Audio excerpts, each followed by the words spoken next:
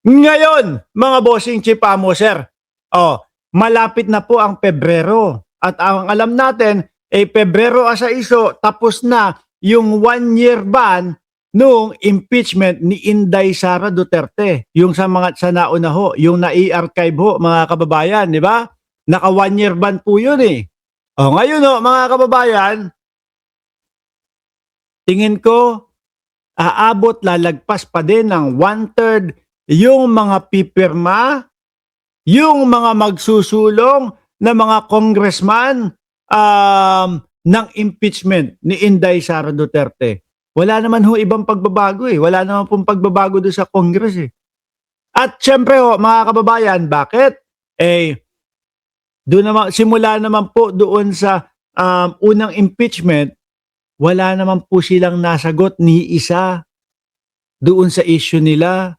Kahit po 16 na lawyer pa yung kinuha ni Sara Duterte, mga boss chief sir, wala pa din pong naisagot sila, mga kababayan. Ang sagot lang nila, hindi pwede yung multiple impeachment sa loob ng 1 taon. Ngayon, eto na po. Sa pangunguna po, mga kababayan, ni Congressman Jude Asidre, pinapamadali na po yung impeachment. No? Sabi ko naman sa inyo unang araw pa lang na matapos yung 1 year ban nung impeachment nung nauna, talagang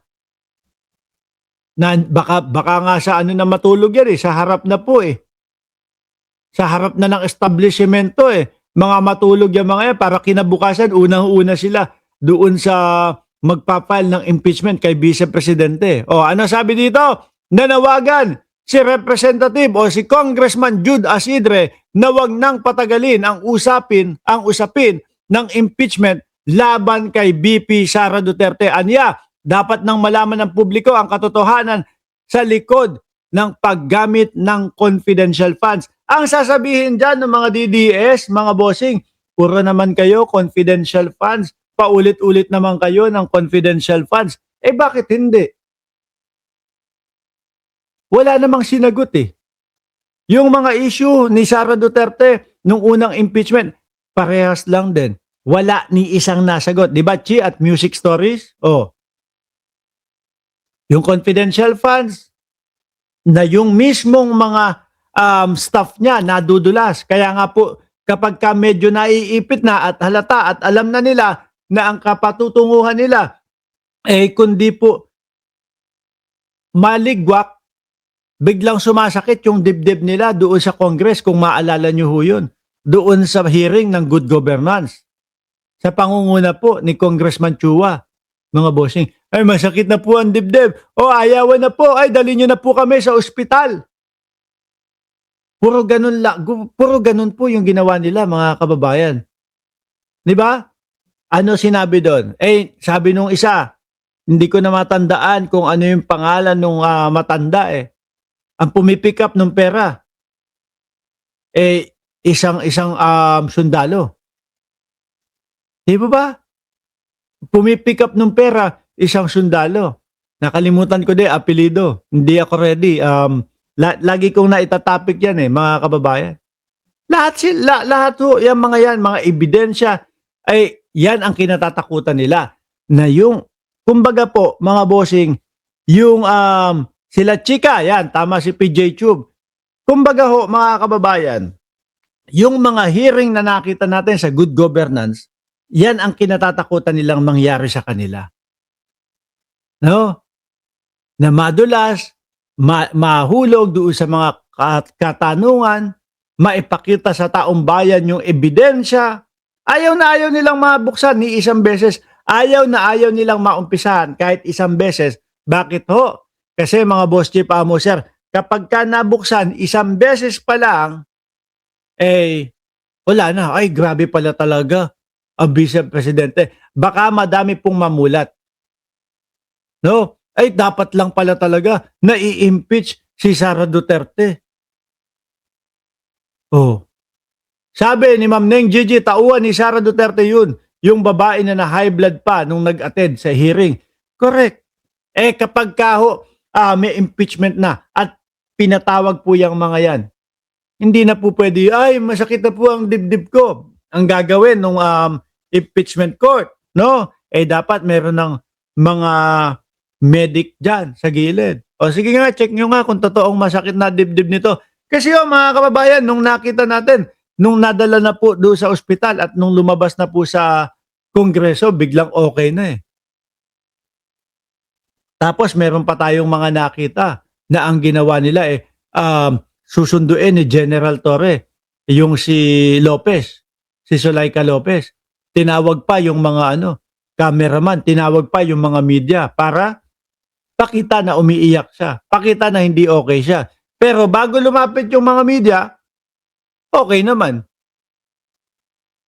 So ibig sabihin, mga nag-aartihan lang po mga bossing. Sabi ni Tato, habang tumatagal, winawaldas lang ni Sara ang pera ng taong bayan. O yan, si Tato. Shoutout sa iyo, boss. Diba?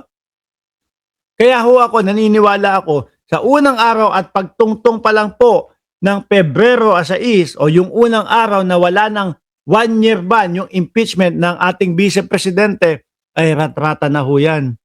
No? Meron pinapalabas yung mga DDS na kesyo daw po si BBM ang ipapa-impeach nila. Eh bakit hindi nyo subukan? Bakit hindi nyo umpisahan? No? Kung malaman ninyo, kung doon sa kongreso makaka 1/3 kayo ng pirma, sa pirma pa lang doon kay Vice Presidente, umabot na ng ilan? Halos 200 mahigit na. Lagpas sa kalahati. Magti-3/4 na nga di ba? Ilan lang ang hindi pumirma? 30? O yan, di alam nyo na kung ilan kayong pipirma kung sakali na magsulong kayo ng impeachment sa Pangulo. Wala susuporta doon sa impeachment ng Pangulo. Bakit to? Tingnan nyo hanggang ngayon, lagi nilang sinasabi na ang Pangulo daw ang magnanakaw, na si Pangulong Bongbong Marcos daw yung mga promotor ng mga ganito. Wala naman maibalabas na ebidensya. Di po ba? Kaya wala. Sungaw ang tawag diyan mga bossing. Sungaw yung kay yung isusulong nilang impeachment. Sabi ni Beverly, at dapat lang talaga dahil binabayaran pa yan. Sayang yung kwarta imbis ibigay at tulong sa taong bayan. Maraming kailangan tulungan at maraming may hirap na Pilipino. Nakakaawa naman ang taong bayan. Alin po binabayaran? Yung mga kotse ni Saldico? Anyway mga kababayan, yan po ang mga aabangan natin sa buwan ng Pebrero. Nako, masaya na naman yung mga vlogger. Bakit to mga bossy? Ang daming views dyan. No, di ba? Ang dami na naman views dyan. Mayaman na naman po yung mga vlogger na iba. Hindi ho si Mark Ramos, mga kababayan. Tayo naman po, putyo-putyong vlogger lang ho, no? Hindi kagaya ng mga sila Sangkay Janja, sila Coach Charet, sila Boss Mike Cervera. Naku, ang big time ho niyan mga yan. Huwag niyo sabihin na sinabi ko Sabi ni Arda yan, kaya siya forthwith impeachment trial kasi para di tuloy-tuloy ang korupsyon. Oo nga. Siyempre kapag kadalaman mo na, meron ka ng mga ebidensya, kompletos recados ka na, dapat mapigilan na agad. Malaman na agad. Di ba? Bakit hindi pa sila umalis ng Pilipinas? Maka-China sila, sabi ni Sir Glenn Gueco. Baka si Bato ho, nandoon na sa China.